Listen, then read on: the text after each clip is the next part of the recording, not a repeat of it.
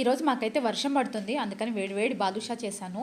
కొంచెం హాట్ అయితే టైం ఎక్కువ పడుతుందని. ముందుగా బౌల్లోకి 2 కప్పులు మైదా తీసుకొని కొంచెం సాల్ట్ వేసుకొని అందులో ఒక హాఫ్ టేబుల్ స్పూన్ వచ్చి బేకింగ్ పౌడర్ కూడా వేసుకొని ఒక 3 టేబుల్ స్పూన్స్ వచ్చి నెయ్యి వేసుకోవాలి.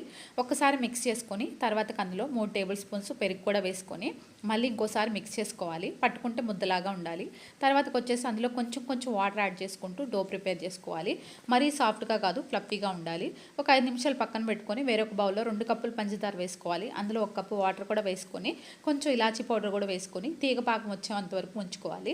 ఇంకా ఆ తర్వాత వచ్చేసి పాకం రెడీ అయిన తర్వాత ఆయిల్ పెట్టేసుకొని ఇంక ఈ ప్రిపేర్ చేసుకున్న డో నుంచి మనం బాదుషాలని రౌండ్గా చుట్టేసుకొని మధ్యలో ఒక చిన్న హోల్ పెట్టుకుంటే మనకి మంచి షేప్ వస్తుంది.